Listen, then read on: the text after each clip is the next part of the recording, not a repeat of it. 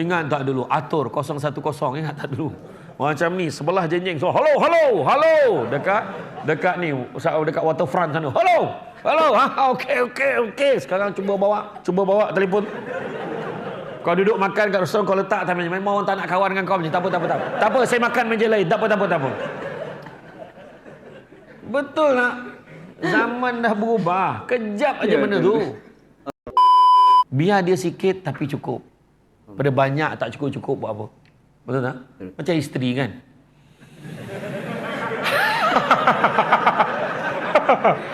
Saya tak perlu habiskan ayat tu. Orang perempuan setuju tak tu? Setuju kan? Allah Ustaz.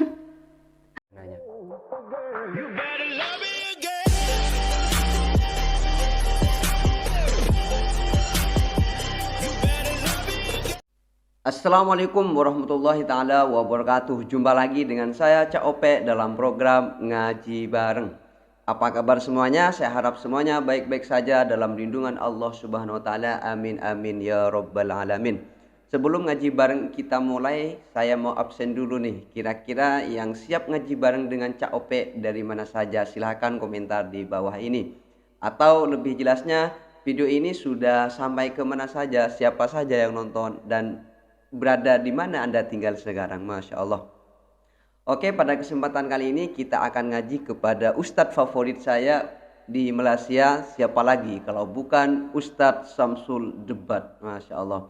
Dan berbicara masalah Ustadz Samsul Debat, teman-teman sudah mengetahui semua ya bagaimana ciri khas beliau, bagaimana cara penyampaian beliau ketika ceramah dan lain sebagainya. Dan semoga teman-teman juga mau dan betah ngaji bareng dengan saya sampai selesai. Oke, bagi Anda yang ingin nonton video aslinya silahkan kunjungi link di bawah deskripsi ini. Dan bagi Anda yang ingin ngaji bareng dengan saya seperti biasa, jangan lupa buka mata, buka telinga, dan buka hati. Bismillahirrahmanirrahim. Don't go anywhere, stay here and check it out. A'udzubillahi minasyaitonirrajim. Bismillahirrahmanirrahim. Assalamualaikum warahmatullahi wabarakatuh. Waalaikumsalam warahmatullahi ta'ala wabarakatuh. Alhamdulillahillazi arsala rasulahu bil huda wa dinil haqqi liyuzhirahu ala dini kullihi walau karihal kafirun walau karihal musyrikun walau karihal muslimun.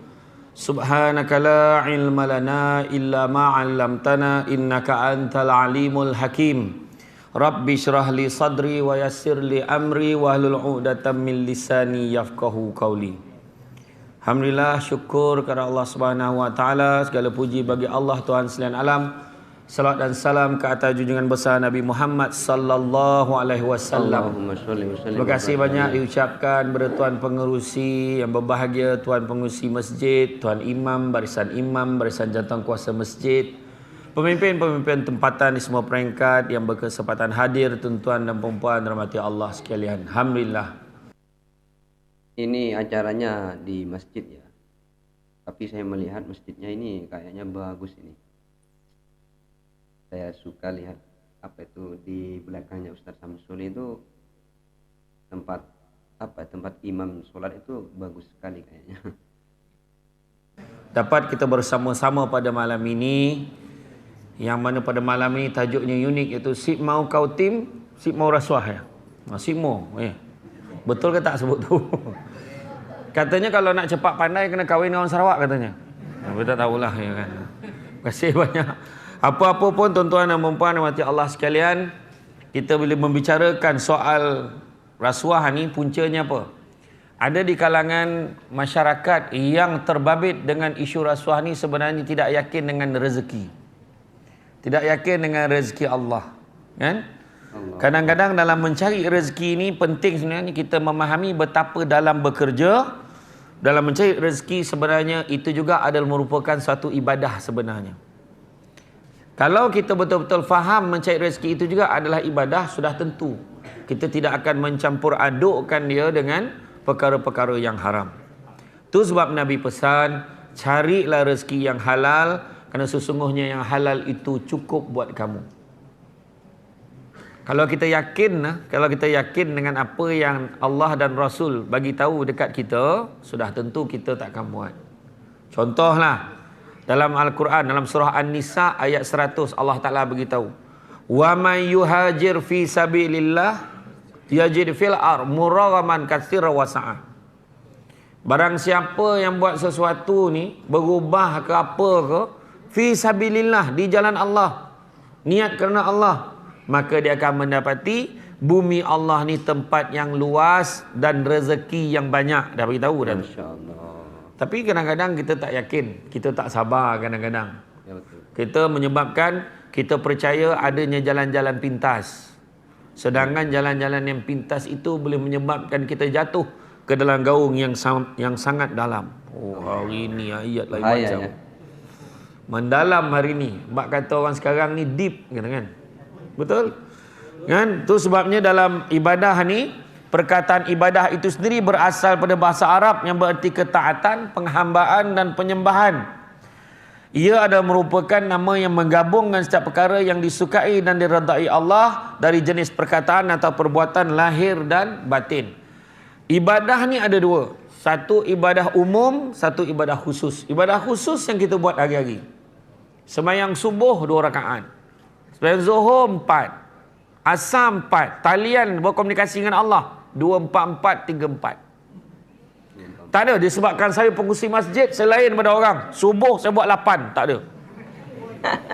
Kan? Saya ketua kampung kan, lain lah. Ketua kampung saya maghrib buat 6. Bos, mahal. Tak ada. Puasa terbit fajar terbenam matahari, tak ada, sebab saya orang besar-besar orang kenamaan kat sini. Saya seminggu dah puasa ni, kata. Lepas seminggu baru saya berbuka. Itu okey tu. Yang wakil rakyat tu semua sebulan kena puasa. Sebulan baru buka. Oh, mati dia. Baru hari berapa dah mati dah. Jangan. Tak ada. Tetap terbit fajar sampai terbenam matahari. Dan itu bergantung pada negara-negara. Contoh ada negara Amerika Selatan, kebanyakannya siangnya 8 jam aja. Jadi bazar Ramadannya sepanjang malam. Agaknya lah. Di Brazil, Argentina, Venezuela, Uruguay, agak macam tu. Manakala di negara-negara Balkan, ada setengah negara tu siang dia 21 jam, malam 3 jam aja. Allah. Jadi nak buat lawatan sambil belajar bulan puasa, pergi sana. Tapi masalah dekat sana negara sejuk. Dia lain. Kita aja di Malaysia saja yang dia punya siang dengan malam tu macam bak kata Iwan tu, yang sedang-sedang. Macam tu maksud dia, macam tu. Saya tak nak nyanyi habis, sikit aja. Kan? Jadi makna kata dalam bab itu adalah ibadah khusus. Puasa, zakat, macam mana pergi haji, pergi umrah. Tak ada cakap, sebabkan kes COVID tinggi sekarang ni, maka kita buat umrah di Kuching je. Tak ada. Tetap kena pergi Mekah dengan Madinah. Sebab dia khusus. Kaedah tu kita tak boleh tukar. Melainkan ada kelonggaran rukhsah tertentu tu pun hanya dalam beberapa aspek saja. Tetapi dalam ibadah umum, apa-apa benda baik diizinkan oleh Allah, niat kerana Allah, dapat pahala ibadah. Allah. Masya-Allah. Benda baik.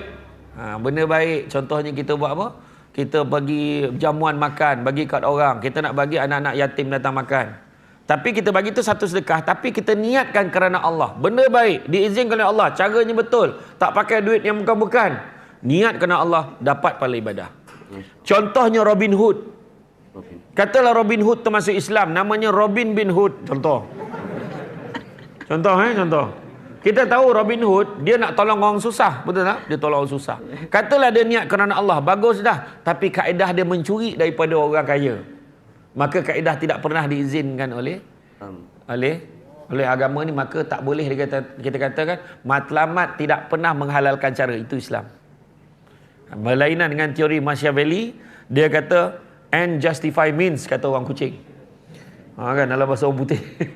Maknanya matlamat menghalalkan cara. Janji niat dia baik. Aku mencuri bukan apa, aku nak tolong orang susah. Tak boleh. Islam tak pernah benarkan macam tu. Kan? Jadi konsep kerja, ibadah, amanah merupakan tugas tanggungjawab meraih pendapatan untuk seseorang itu mencari keredaan Allah. Maknanya dalam bekerja pun sebenarnya satu ibadah. Bekerja benda baik. Bekerja walaupun jadi tukang kebun, walaupun bekerja jadi pengawal keselamatan, jadi pegawai-pegawai kerajaan, benda baik sebab bagi servis pada masyarakat. Betul. Bagi perkhidmatan pada orang ramai. Benda baik, diizinkan oleh Allah. Cara kaedah ikut SOP ditetapkan oleh jabatan dan kementerian misalnya. Tetapi kalau ada cara pelaksanaannya tu ada yang tak betul, maka membawa kepada masalah-masalah lain, termasuklah isu duit tepi, duit kopi, kautim. Kita kawan mah. Macam tu kan. Duit tepi itu apa? Duit istirahat apa ya? Uang apa ya? Uang payah ya, atau uang istirahat apa itu ya? Minta tolong komentar ya biar saya tahu duit tepi, duit kopi dan sebagainya. Mungkin untuk sekarang saya tanggapi duit tepi itu duit susah ya perjalanannya, biaya perjalanan mungkin itu ya. Macam-macam lah. Contoh kan, contoh paling senang penjawat awam ni, paling senang tengok pada tahun baru Cina. Kadang-kadang dia sendiri yang tanya token tu. Tak ada limau ke tahun? Dia yang tanya. Kan? Sedangkan harga limau tu dekat luar beli berapa sen sangat boleh beli. Melambak limau tu boleh beli dengan murah. Nak pergi pasar Satuk tu lagi murah. Fresh limaunya. Tapi sanggup nak juga yang free, yang tak berapa sen. Macam itulah nilai maruah kita. Itu sebab jangan. Kan? Jadi di antara ciri-ciri kerja yang dianggap sebagai ibadah. Pertama, pekerjaan yang disertakan niat mendapat keredaan Allah. Dia bukan tujuan-tujuan lain. Betul tak? Ramai antara kita bila interview, aku dapat kerja ni jadilah. Aku tak minta apa dah. Ramai macam tu. Bila dapat kerja seminggu kenduri. Malam ni mi kolok, malam besok nasi aruk. Malam tu dia punya jamuan lah untuk jemaah masjid punya gembiranya dapat kerja.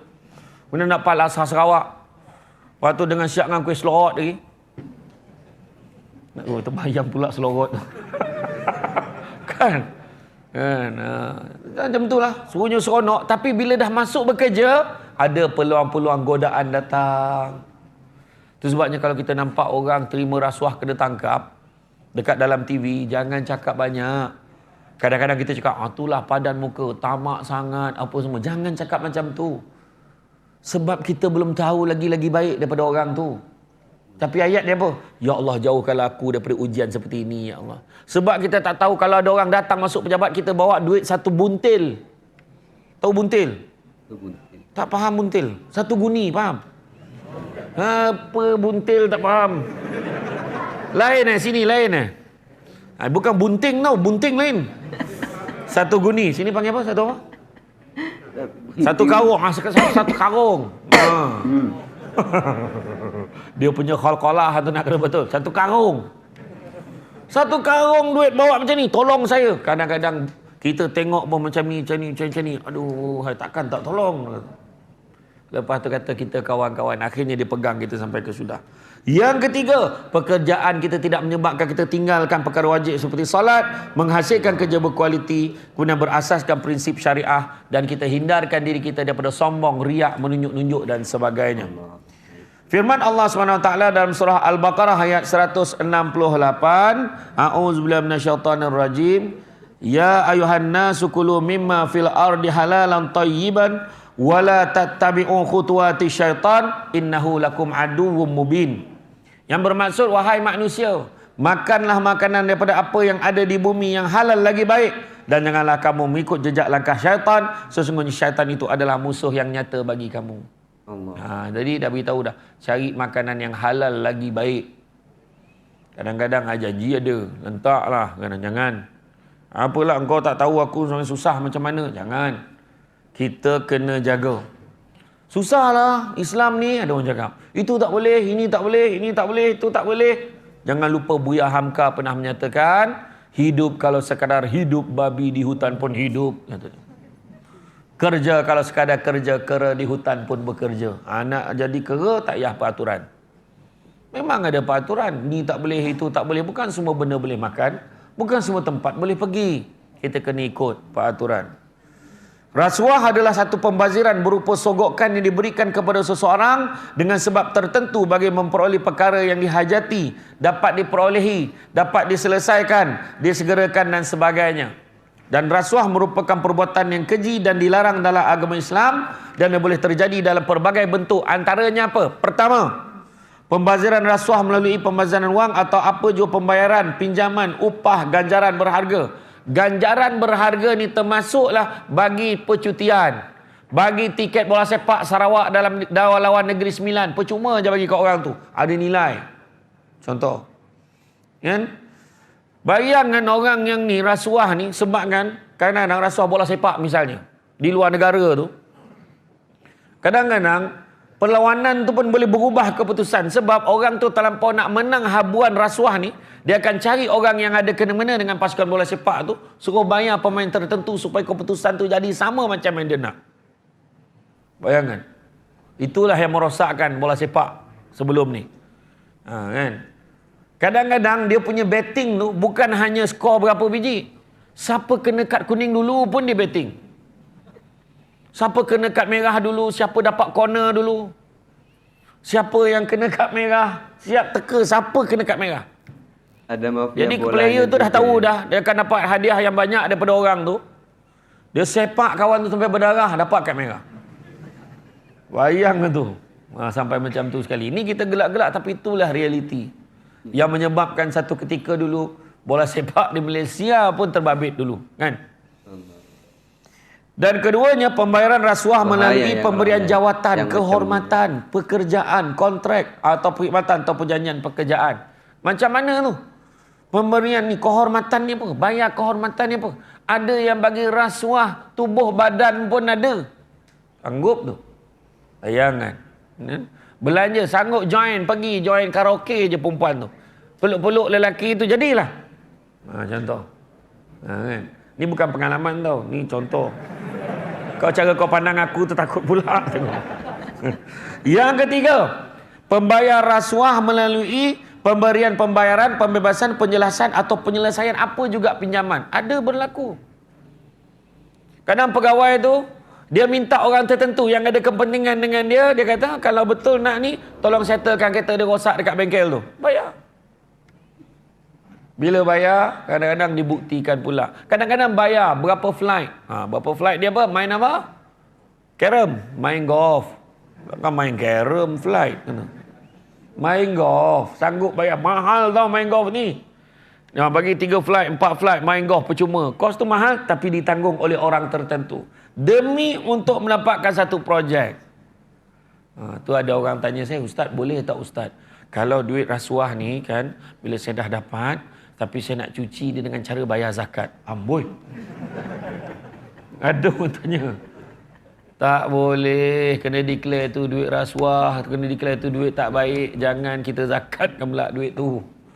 Kan? Jadi kena isytihar. Kalau betul nak bagi kat masjid, Imam, saya beritahu terang, ini duit memang rompakan tahun 1998. Contohlah. Masa tu saya ada geng Sabit nama dia. Contohlah. Jadi ni hasilnya, tapi saya minta imam tolong rahsiakan. Bukan sebab saya ikhlas, takut kena tangkap lah tak pasal-pasal. Contoh dia cakap. Jadi imam bila dapat duit tu, imam tahu dah, beritahu dekat jawatankuasa masjid nak buat apa. Jadi buat parking, repair toilet, mungkin tu saja. Dia takkan buat tempat semayang. Nampak tak? Contohlah. Kemudian pembayaran rasuah melalui pulangan berharga, diskaun, komisen, rebate ataupun bonus. Itu pun boleh jadi rasuah juga. Kemudian pembayaran rasuah melalui pemberian bantuan, sokongan, persetujuan ataupun pengaruh.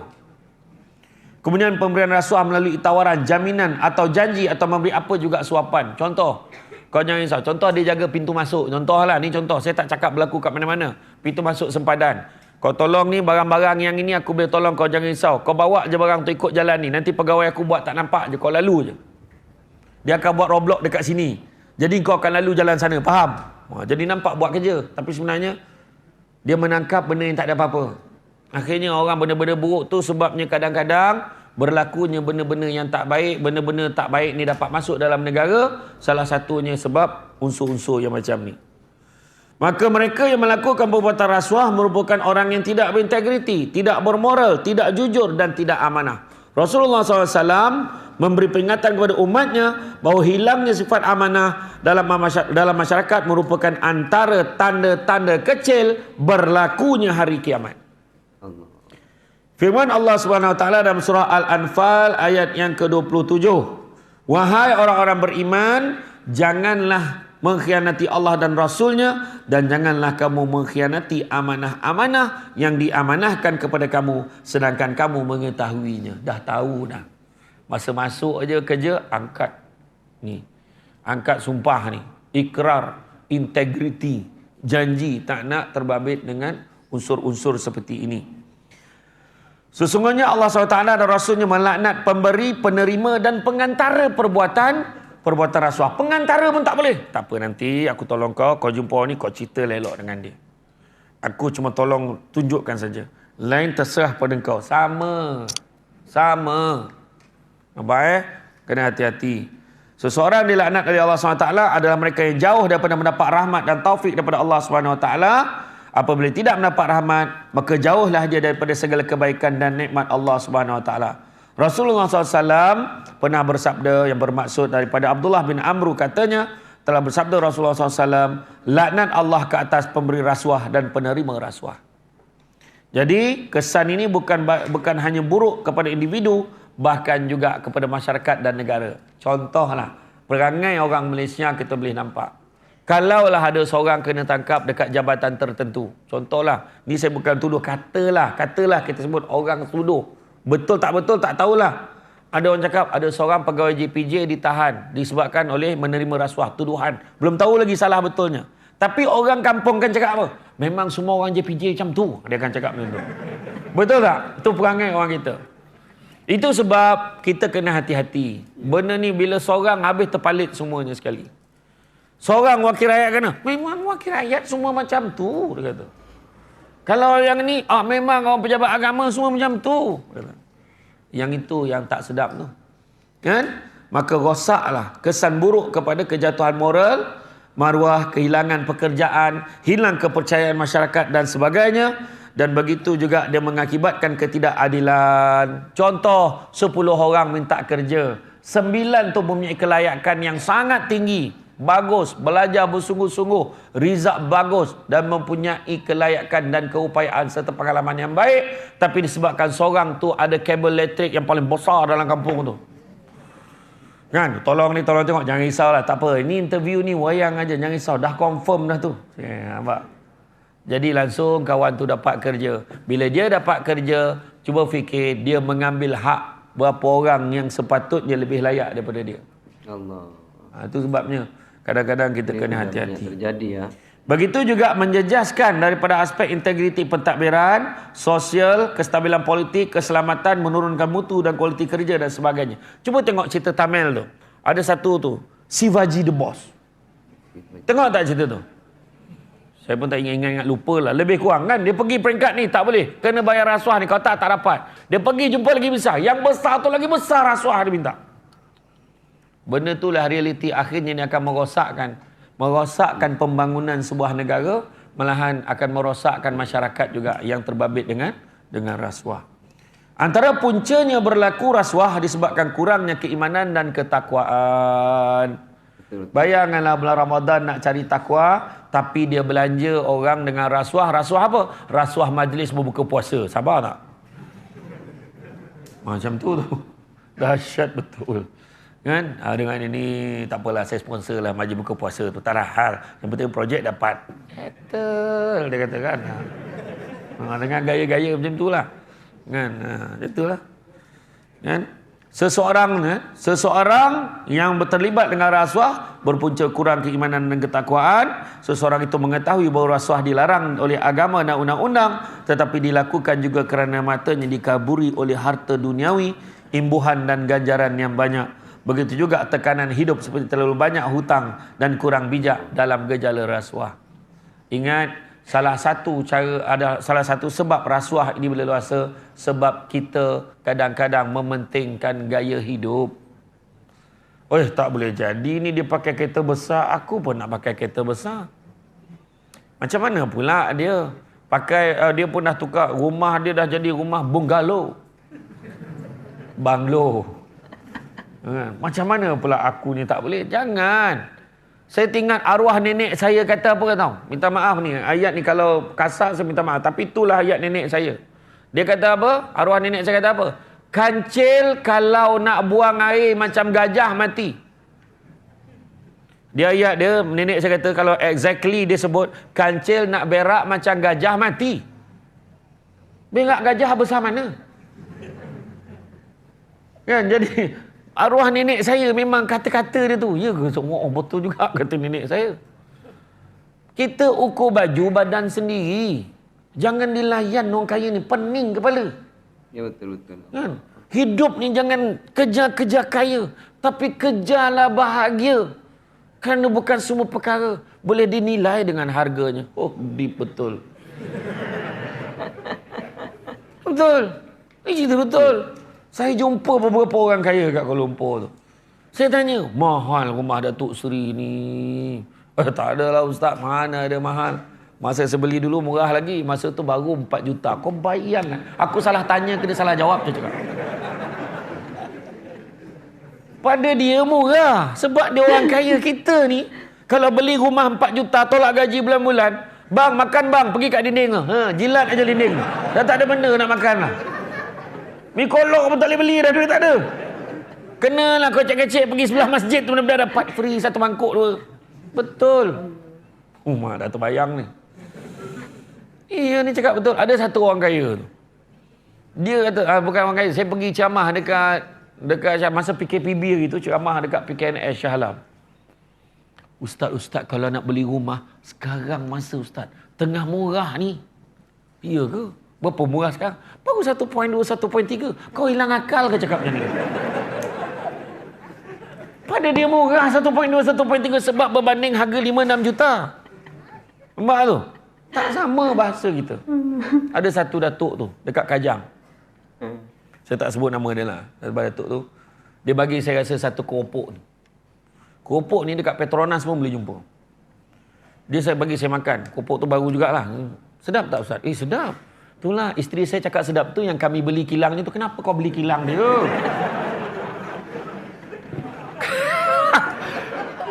Kalau sedap kau belilah keropok tu banyak-banyak bagi orang makan ni, kau beli kilang tu apa pasal?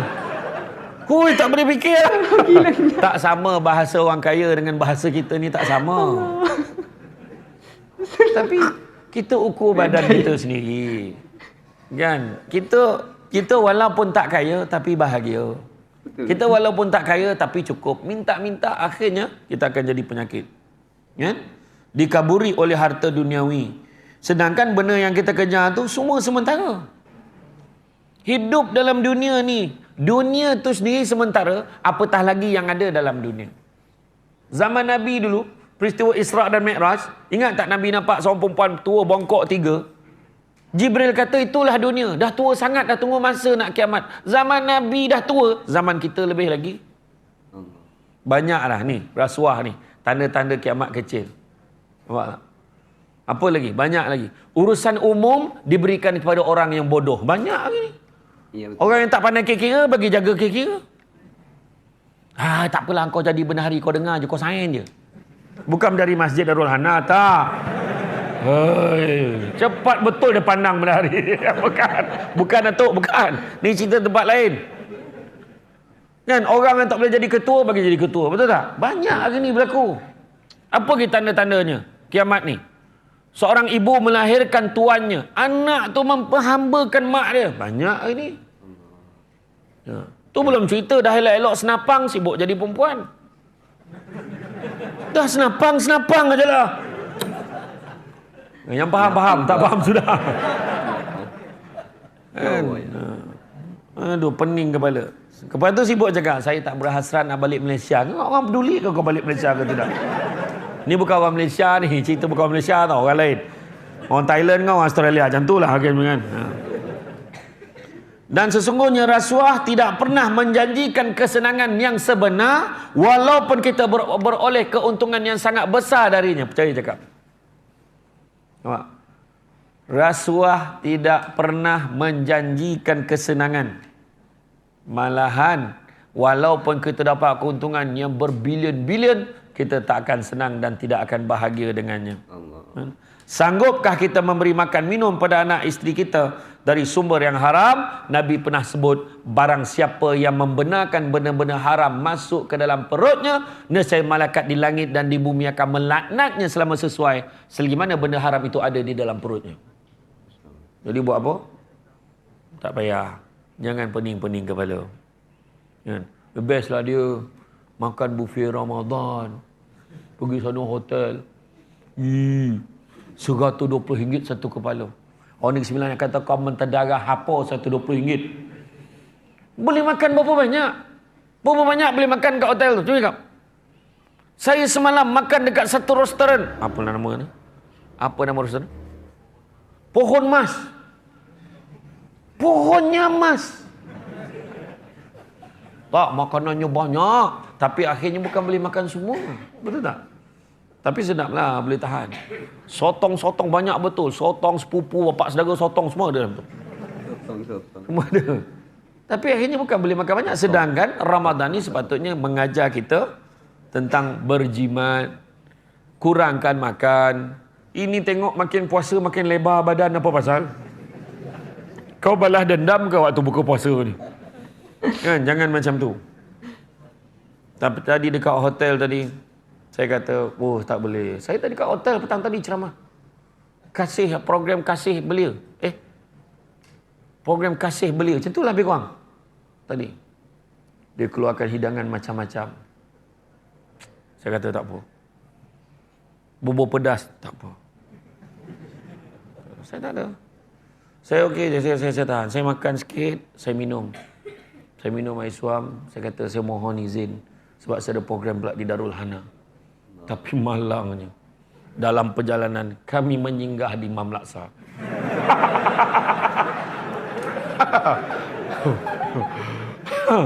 Empat ekor udang besar dalam tu. Habis. Allahu Akbar. Tapi itu jangan salahkan saya. Salahkan yang bawa saya ke sana. Kan? Begitu juga kan Rasulullah SAW bersabda dari Jabir bin Abdullah radhiyallahu anhu bahawa Nabi SAW bersabda, tidak akan memasuki syurga daging yang tumbuh daripada yang haram, api neraka lebih utama baginya. Wa na'udzubillah, minta jauhkan. Orang melakukan rasuah, ibadah, sembahyang, doa-doanya tidak diterima oleh Allah. Dan apabila seseorang itu berdoa tapi tangannya di tadahnya itu digunakan untuk menerima dan memberi rasuah, makanan yang masuk melalui mulutnya yang kumat kami berdoa itu pula bersumberkan rasuah, pakaian yang dipakaikannya juga berunsurkan rasuah, kan? Maka bagaimana doa orang itu hendak dikabulkan, diterima oleh Allah Subhanahu wa taala. Orang yang makan harta secara batil seperti rasuah adalah golongan orang yang muflis di akhirat kelak. Maksudnya melepas di akhirat itu segala amal kebajikan diambil dan diberikannya kepada orang yang pernah dizaliminya di dunia. Rasuah biar dapat tempat. So, orang yang tak dapat tempat dizalimi. Orang tu akan tuntut akhirat besok. Garanti. Tak adalah dia tu orang baik, aku rasa akhirat besok dia tak tuntut. Tak. Akhirat besok tetap akan tuntut. Sungguhnya rasuah tidak sesekali akan berlaku jika seseorang itu berpegang teguh kepada agama. Surah Al-Baqarah ayat 188 yang bermaksud, dan janganlah kamu makan harta orang lain antara kamu dengan jalan yang batil, dan janganlah kamu menghulurkan harta kamu memberi rasuah kepada hakim-hakim supaya kamu dapat mengambil sebahagian daripada harta orang dengan cara berbuat dosa padahal kamu mengetahui salahnya. Jadi janganlah kita buat. Janganlah kita buat. Carilah rezeki yang halal. Nabi pernah sebut, anak-anak Adam kalau diberikan 2 lembah emas, nescaya dia akan minta lembah yang ketiga. Tak pernah cukup. Oh ya, betul. Bayangkan satu lembah besar mana? Satu lembah besar mana? Digambarkan dah. Macam itulah manusia. Dia akan tetap minta lembah yang ketiga bila dah banyak. Ada orang tu cakap, aku besok kalau dah pencen, aku keluarkan duit KWSP aku. Tu sahabat saya KWSP seorang ada. Saya keluarkan duit dari aku tak payah fikir apa dah. Aku rehat, aku bercuti dengan isteri dan anak-anak aku. Tak sampai 2 minggu dia pencen, dia pegang senapang depan bank. Dia jadi pengawal keselamatan. Kau kata itu kau nak rehat? Maknanya tak cukup. Baru dapat duit USP anak-anak. Nak kahwin minta duit. Nak ni minta duit. Nak beli kereta minta duit. Habis. Kepada mak ayah saya pesan, duit USP bila nak pakai pada hari tua jangan bagi anak-anak. Dia nak kahwin, kau carilah sendiri. Yang sedap engkau, apa pasal yang susah aku? Macam tu cakap dengan dia. Nak kahwin. Tapi duit tak ada. Nak nyusahkan mak ayah. Apa pasal? Jangan. Bagi mak ayah kita menikmati usia tua. Tapi kalau setakat nak tolong seekor lembu, boleh lagi lah. Tapi janganlah sampai kahwin semua, kemah semua, mak andam, semua nak settle. Kesian mak ayah ni. Tak pernah cukup. Tapi Nabi cakap juga. Nabi bagi tahu apa? manusia yang paling kaya adalah manusia yang merasa cukup dengan apa yang dia ada. Allah, betul-betul. Allah uji muda dengan tua, sehat dengan sakit, lapang dengan sempit, hidup dengan mati, kaya dengan... Bukan. Allah uji kaya dengan kecukupan. Ada orang kaya tapi tak cukup-cukup. Dia sebut, aduh pening kepala aku. Kenapa? Dalam bank tinggal 10 juta. Kau tak rasa nak bunuh kau orang ni? Cakap. Sebab dia dah biasa dalam bank 100 juta. Tiba-tiba tinggal 10 juta. Dia rasa susah sangat. Kita ni, kalau dalam bank ada 100 ribu ni, senyum dah ni. Ya, malam ni aku belanja. Cakap je nak makan apa. Itu pun 100 ribu tu. Kan? Kadang-kadang ada orang tu kerja, dapat 1000 duit bonus, 1000 je. Malam ni aku belanja makan. Cakap je. Tapi order masing-masing jangan lebih RM10. Dia tak cakap. Dia cakap tu. Tapi makna gembiranya dengan 5,000 tu. Buat gembira dengan 10,000. Duit air citra. Gembira sangat. Betul tak? Itu cara kita. Cukuplah kita rasa syukur dengan apa yang kita ada. Kadang-kadang tu kita terlupa. Kita nak kejar sangat benda kemewahan-kemewahan dunia. Sedangkan semuanya sementara sifat dia. Dulu orang berebut-rebut nak beli kereta ni. Sudahnya tak sampai sebulan dua dah keluar je model baru. Sekarang lagi cepat. Beli handphone mahal. Tiba-tiba keluar lagi mahal. Dulu handphone besar bateri kereta. Ingat tak dulu? Atur 010. Ingat tak dulu? Macam ni, sebelah jenjeng. So, halo. Dekat ni, dekat waterfront sana. Halo. Okey. Sekarang cuba bawa telefon. Kau duduk makan kat restoran, kau letak atas meja. Memang orang tak nak kawan dengan kau macam. Tak apa, saya makan meja lain. Tak apa. Betul tak? Zaman dah berubah. Kejap aja benda tu. Allah. Buat apa kita nak belagak-belagak? Tak ada apa. Belajarlah bersyukur dengan apa yang ada. InsyaAllah kita akan lebih berbahagia. Amin. Orang datang nak offer kita rasuah. Jangan main-main. Saya dulu pernah kerja jadi pengarah. Orang datang bawa duit tu. Ada sekali tu, ada satu isu lah. Pasal isu lesen. Orang ni berniaga. Saya dulu pernah bertugas di Nilai, Majlis Perbandaran Nilai. Jadi legal advisor. Jadi Nilai dengan Seremban sebelah-sebelah. Jadi ada satu orang tu dia buat perniagaan barang-barang lusuh. Barang-barang lusuh, jadi dia kena saman. Jadi benda ni ada, saya dah batalkan saman dia. Bila saya batalkan saman dia, sign chop nama saya sign batal. Tapi saya tak ingat apa pasal saya batalkan. Jadi ada orang dah report dengan SPRM. Ini Syamsul Amri, pengarah undang-undang, penasihat undang dah terima rasuah agaknya. Tu sebabnya dia batalkan saman orang ni. Jadi pegawai SPRM pun datang. Dia kata, betul ke ni tuan? Tuan ada batalkan? Betul. Apa pasal tuan batalkan? Alamak, lupa sebab apa aku batalkan. Sebab banyak sangat. Jadi saya pun cakap, tak apa-apa. Bagi saya masa. Saya cari jawapan, kejap nanti saya call balik. Saya kata. Saya bawa pak kuasa saya pergi dekat tempat tu. Bila pergi dekat tempat tu, bila cek, kan, tengok. Ni apa pasal saya batalkan ni kamu? Dia bila saya datang ramai-ramai, peniaga ni dah takut.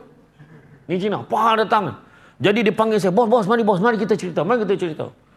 Dia buka beg macam ni. Bos, settle, kata. Aku bukan nak duit kau.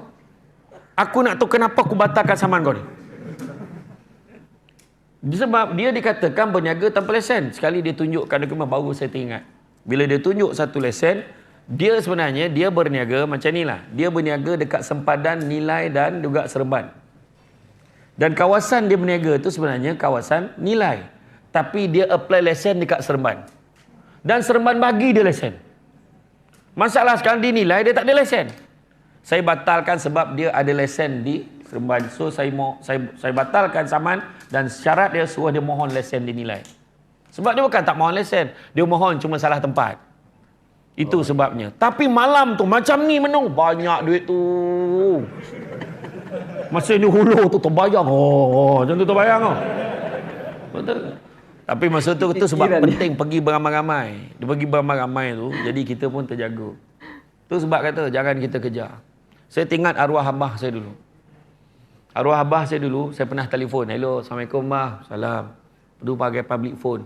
Masa tu saya belajar di UiTM di London. Alu Gajah, Melaka. Lendu, lendu. Di Sarawak pun ada lundu nama dia kan. Ini lendu. Ha. Halo, Assalamualaikum bah. Bah, duit dah kering lah bah. Saya kata macam tu. Arwah abah saya pun jawab, duit basah macam mana pula? Dia kata. Saya kata, abah saya ni memang bergurau. Bah, betul-betul ni? Yelah, nanti abah masuk kan. Arwah abah saya bila dia pergi ke bank di bank Harimau tu. Maybank. Saya tak nak sebut sebab dia tak taja ceramah kita malam ni. Tu SPRM tadi saya sebut sebab dia taja program kita malam ni. Dia pergi dekat bank, dia pun masukkan duit untuk saya sebulan punya belanja RM50. Dulu RM50 besar sangat. Masuk RM50. Kemudian arwah abah saya pergi dekat parking motosikal dia dekat belakang. Ada satu Cina ni kena kejar tau. Satu kejar Cina ni. Dan waktu dia lari, dia terlanggar arwah abah saya. Arwah abah saya badan dia besar, gemuk. Dalam ni tak ada siapa lawan. Betul. Arwah abah saya gemuk dan tinggi, besar. Dan bila Cina ni terlanggar arwah abah saya, terlepas beg tu, terbuka, nampak dalam tu duit penuh. Kemudian ada satu lagi yang kejar dia tu, terus tangkap beg tu. Cina tu lagi. Yang Cina yang kejar tadi terus tangkap beg tu, dia nampak ayah saya. Pakcik, kita bagi dua lah. Dia cakap dengan arwah abah saya. Arwah abah saya dengan naik motor biasa ni, dia cakap, tak apalah, kau nak ambil lah. Abah saya start motor balik. Ceritalah dengan mak saya. Mak saya punya marah lah. Mak saya punya bising lah kan. Dia cakap, kenapa abang tak ambil bang? Satu jawapan arwah abah saya. Kalau aku ambil duit ni, apa nak jadi dengan kau dengan anak-anak? Itu jawapan arwah abah saya. Tak, cerita tu simple tau. Tapi saya sampai hari ni pegang cerita tu. Mak saya cerita balik kan. Tapi itulah. Biar dia sikit tapi cukup. Pada banyak tak cukup-cukup buat apa? Betul tak? Macam isteri kan.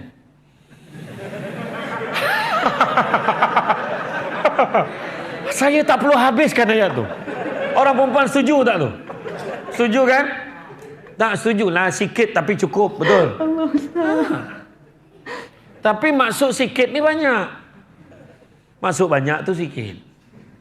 Jadi makna kata bersyukurlah dengan apa yang ada. Awaklah satu-satunya, dia kata kan. Jangan percaya.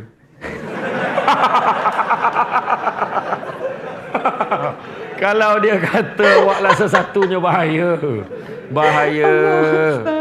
Sebab memang Allah jadikan lelaki ni melempah kasih sayang.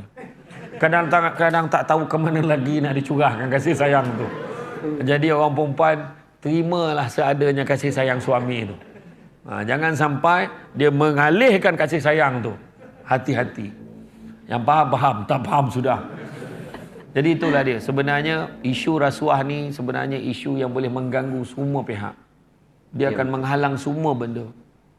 Kenapa kita sedar rasuah tu nampak simple. Kita minta tolong dengan orang, sanggup bayar berapa? Tak apa, kau tolong bagi anak aku dapat kerja. Tapi kita tak sedar. Ramai orang yang memerlukan kerja. Kita ni tak adalah susah sangat mungkin kerja anak kita tak dapat tu. Dia boleh cari tempat lain. Tapi ada orang ni memang keperluan dia nak menyara keluarga. Tapi dia tak dapat hak dekat situ. Kita tak sedar ni perkara ni. Kadang-kadang orang yang memang bersungguh-sungguh nak buat satu bisnes tu dan dia memang prepare betul-betul. Dia nak buat dengan betul. Tapi akhirnya dapat dekat orang yang tak ada pengalaman. Dapat dengan orang yang menggunakan kabel. Menggunakan orang dalam dan sebagainya. Mengakibatkan akhirnya projek pun terbengkalai ataupun projek pun jadi rosak dan akhirnya merosakkan seluruh sistem baik politik, baik ekonomi, baik sosial kemasyarakatan kita pun akan rosak. Betul. Allah. Jadi memang, ya. tuan dan puan dan rahmati Allah sekalian, saya teringat kisah Titanic. Pernah dengar kisah Titanic? Titanic ni dia langgar ketulan ais. Tapi ada satu Titanic Melayu nama dia. Titanic Malaysia dia langgar tunggul. Dia tak langgar ketulan ais. Dalam tu ada orang Melayu, ada orang Cina, ada orang India, ada juga orang putih, Mat Saleh. Bila dia langgar tunggul, dah bocor, dah nak tenggelam dah ni. Jadi dia tanya, kita nak selamatkan siapa dulu? Jadi orang putih ni kata, orang Inggeris ni kata, kita selamatkan haiwan dulu. Kerana haiwan tidak bersalah, ini semua salah manusia. Dia kata macam tu. Wih, keren. Sebab tu orang putih, dia kata nak National Geographic, dia sanggup habiskan usia tua dia nak perhati singa tu dari kecil sampai besar. Dia sayang binatang lebih daripada orang. Perasan tak? Sampai dia bagi nama dah dekat Taman Sembilan, dia bincang dengan singa tu, nama dia macam tu. Betul tak? Kemudian tanya pula India. Orang India kata selamatkan orang perempuan. Kenapa? Sebab gelang emas dia banyak, dia boleh survive pada orang lelaki.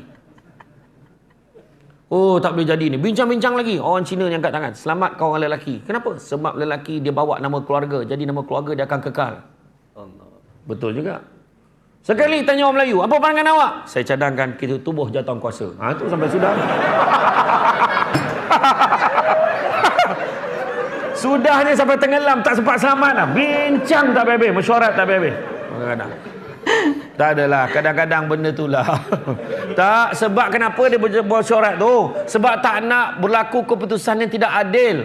Kalau tenggelam, tenggelam sama-sama. Kata, agaknya macam tu lah. Kan? Tapi agak-agak lah kena buat keputusan cepat, janganlah mesyuarat lagi. Kapal tengah tenggelam ni. Kan? Tu. Yang faham lah, tu falsafah dia mendalam tu. Jadi tuan-tuan dan puan-puan rahmati Allah sekalian, rasanya cukuplah setakat itu. Ya, memang dengan Camat Samsul Debat ni memang tak puas. InsyaAllah saya akan datang lagi. Saya akan datang lagi. Ya, ada lah. Itu kita hutang 3 tajuk kan. Ada 3 tajuk lagi sebenarnya. Jadi insya-Allah 3 betul lah. Insya-Allah. Jadi tuan-tuan dan puan-puan, terima kasih banyak. Saya seronok datang Kuching ni sebab ketutamanya Masjid Darul Hana ni. Banyak kelebihan. Kelilingnya pun bagus ni. Sebab ada mikolog tepi dia. Aku dah susah hati datang itu, tutup pula dia kan. Ni dah buka dah, alhamdulillah. Jadi tuan-tuan dan puan-puan rahmati Allah sekalian, sepandai-pandai tupai melompat, akhirnya jatuh ke tanah jua. Walaupun perkongsian sudah tamat, mudah-mudahan meresap ke dalam jiwa. Amin. Budak-budak membawa galah nak menjolok buah berangan. Kalau ada silap dan salah, dikata tidak, dicaci jangan. Cantik dipandang rumah penghulu, kayu tu okey dari papan. Alang-alang menuntut ilmu, sebutir pasir jadikanlah intan. Tenang-tenang air di laut, sampan kelok mudik ke Tanjung. Hati terkanang mulut menyebut, jasa baik pihak penganjur menjemput, rasa nak junjung. Itu saja daripada saya. InsyaAllah kita jumpa lagi di lain kesempatan. Sungguhnya yang baik itu datang dari Allah SWT. Benda kurang itu punca kelemahan saya sebagai manusia biasa. Masya Allah, itulah tadi ceramah atau ilmu yang sudah disampaikan oleh Ustadz Samsul Debat ya. Semoga apa-apa yang beliau sampaikan menjadikan kehidupan kita ke depannya menjadi kehidupan yang lebih baik lagi, sehingga kita dalam menjalani kehidupan ini tetap dalam lindungan Allah Subhanahu wa taala, penuh dengan keimanan dan penuh dengan ketakwaan kepada Allah Subhanahu wa taala, sehingga kita hidup di dunia ini penuh dengan rasa syukur, penuh dengan kebahagiaan seperti apa yang Ustadz Samsul Debat tadi sampaikan, sehingga bukan hanya bahagia di dunia akan tetapi juga bahagia kelak di akhirat Allah Subhanahu wa taala bersama dengan Rasulullah, bersama dengan sahabat-sahabat Rasulullah, bersama dengan orang alim, dengan para ulama. Amin amin ya rabbal alamin. Semoga kita semua yang masih hidup di dunia ini bisa berkumpul dengan keluarga kita yang sudah meninggal, sebagaimana kita berkumpul ketika hari raya Idul Adha, ketika hari raya Idul Fitri, ataupun ketika berkumpul bersama-sama seperti yang ada di dalam dunia ini. Amin amin ya rabbal alamin. Saya kira ngaji bareng pada kesempatan kali ini saya cukupkan. Mohon maaf apabila ada kesalahan. Ihdinas siratal mustaqim. Assalamualaikum warahmatullahi taala wabarakatuh. Cak Ope pamit.